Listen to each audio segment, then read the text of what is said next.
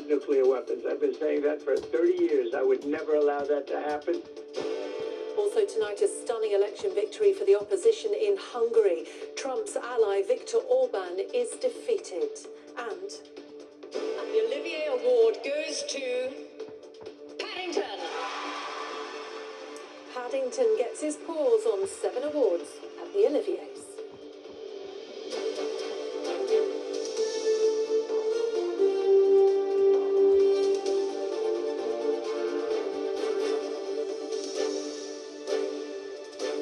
This is ITV News with Yasmin Bodalbhai. Good evening. The collapse of ceasefire talks between America and Iran triggered Donald Trump into dramatically raising the stakes today.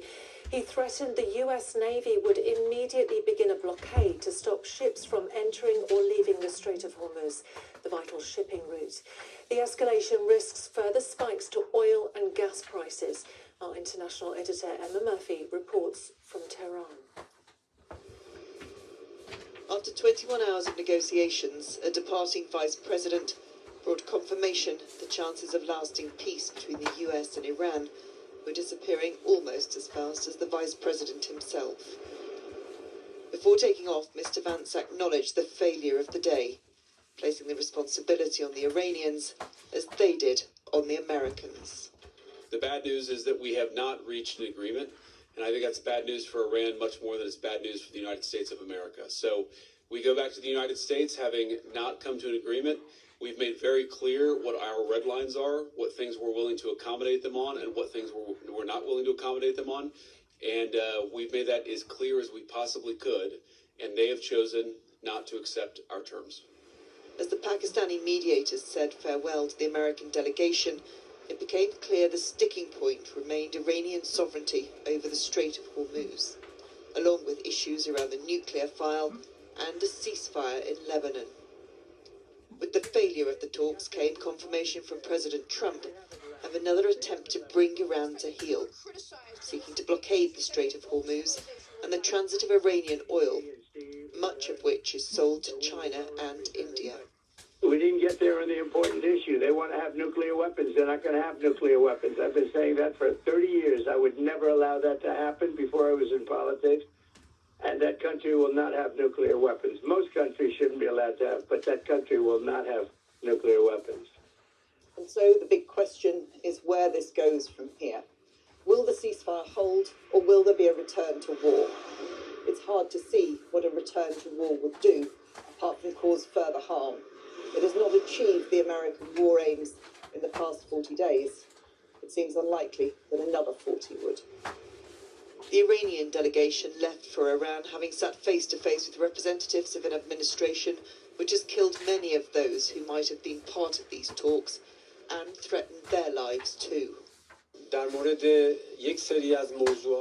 On some issues, we actually reached mutual understanding, but there was a gap over 2 or 3 important issues, and ultimately the talks didn't result in an agreement. That gap for now seems unbridgeable. The ceasefire is in theory in place for another 9 days. Whether it will last is far from clear. Emma Murphy, ITV News, Iran. Well, Donald Trump also claimed on Fox News that Britain is sending minesweepers to clear mines that may have been placed in the Strait of Hormuz. Our political correspondent David Wood is here. And David, what's Downing Street saying about this? It isn't saying anything about this, so I think we can read into that there has been no specific request from the US.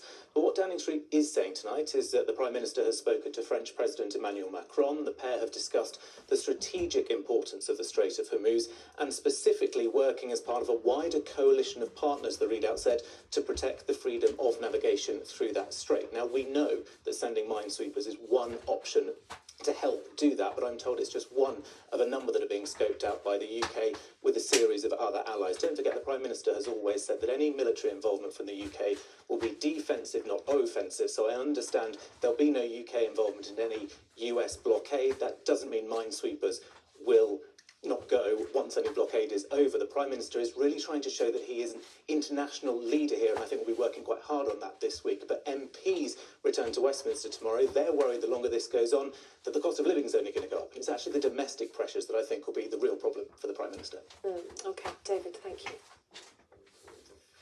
Well, Donald Trump's closest ally in Europe has suffered a stunning election defeat tonight. Viktor Orban, who's also closely allied to Vladimir Putin, has conceded defeat and is out as Prime Minister after 16 years in power. The opposition is on course for a landslide victory. Our Europe editor James Mates is in the capital, Budapest. And James, this was a pivotal election. What are the repercussions? Well, the repercussions go way beyond Hungary. They impact Europe, Ukraine, Russia, and Trump, who sent his vice president to campaign here and offered Hungarians economic aid if they backed Viktor Orban. Well, anyway, they didn't. The reason that the centre of Budapest here is alive tonight is that this is a complete landslide. Viktor Orban, the man who has led Hungary for 16 years, had to concede defeat within a couple of hours of polls closing. That's how big the margin was. The opposition are celebrating and will celebrate late into tonight, not just because of the win, but because they are getting a two-thirds majority in Parliament, which will allow them to undo many of the constitutional changes that Orban introduced as he rolled back democratic norms. Hungary, I mean, it's a small country, only 10 million or so people, but the whole world has been watching this election. Trump, Putin, Netanyahu have all had their say about it. And the reason is that without Orban here, Ukraine will get the 90 billion euros in loans from Europe. Putin will no longer get verbatim reports from inside the councils of Europe. He'll no longer have someone blocking new sanctions on Russia.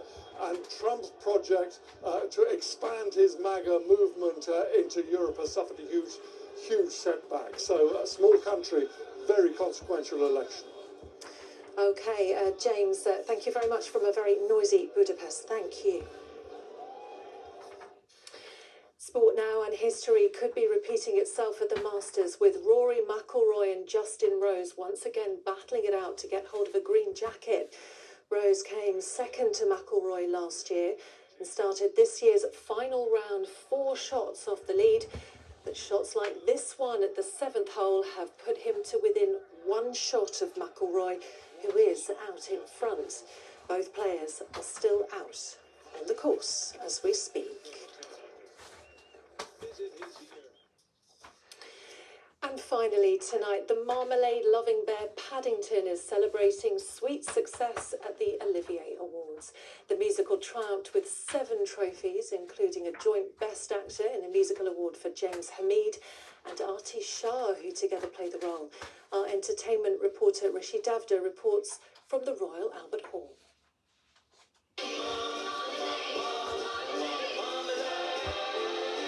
It was a big night for The Little Bear, centre stage as the show picked up 7 awards, including Best New Musical. Beneath the stage, on the stage, our amazing cast.